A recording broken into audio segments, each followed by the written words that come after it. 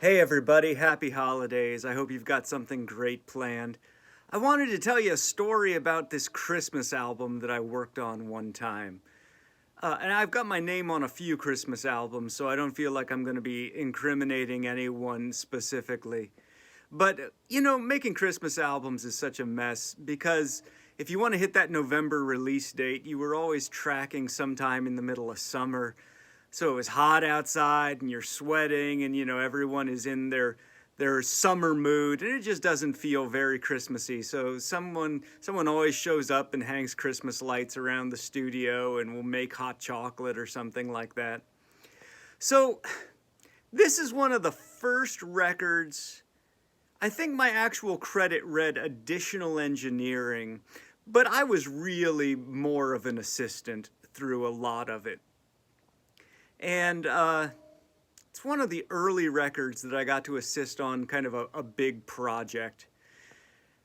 And I remember one of the songs on the album, all the songs on the album needed jingle bells because it's a Christmas album. You need jingle bells on everything, right?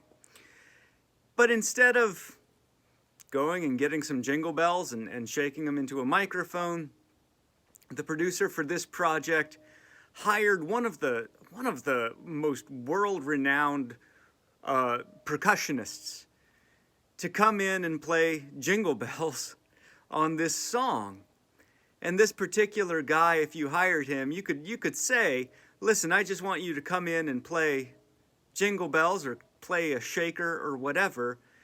But he would show up with big rolling cases full of all of his stuff. And I say he would show up, but the truth is his company would bring that stuff in before he ever arrived, and then he'd pull up in the parking lot and walk in, and it was all set up and ready for him.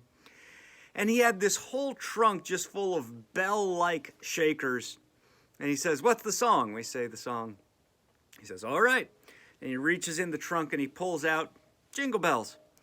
And I had set up a mic and we hit record and he starts shaking the jingle bells right on time, perfect, right in the pocket, chink, chink, chink, chink, chink, chink, chink, chink.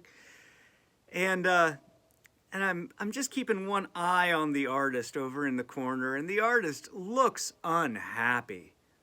As unhappy as you can look when there's Christmas music playing and jingle bells are being recorded.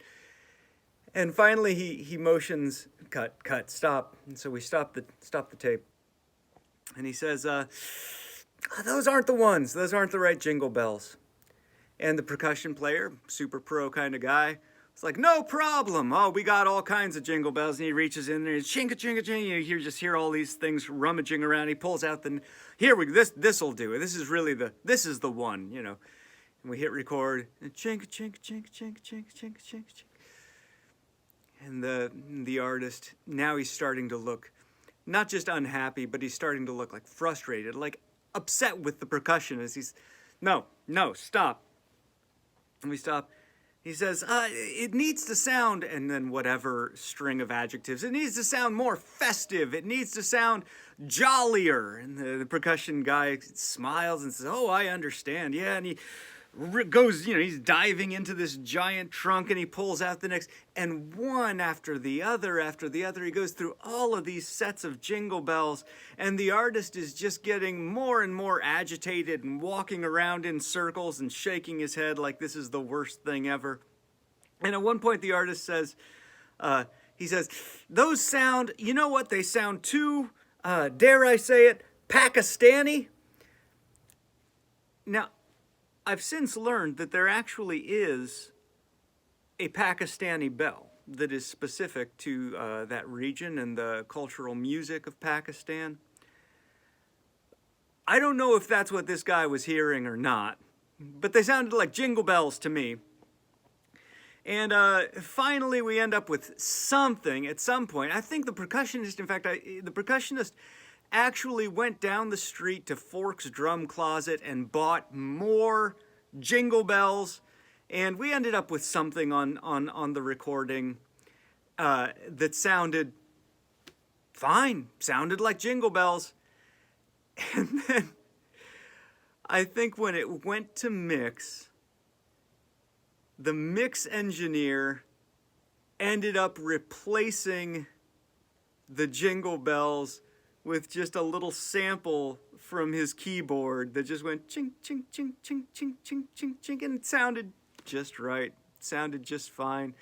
But it's amazing. We hired this world-class percussionist and probably paid, just for his gear to arrive, not for him to come in and play it, but just for the truck to drop off all of this equipment, probably paid $250 for that. And then whatever the musician's time was and whatever the studio was worth and the engineer. And it just turned out to be just that note on the keyboard. Ching, ching, ching, ching, ching, ching, ching, ching, ching, ching, ching, ching. Anyhow, what a thing. Hope you enjoyed that story. If you want to hear more stories, let me know. I've got a handful of them for sure. Anyhow, I look forward to seeing y'all at some point soon. Thanks for tuning in. Bye.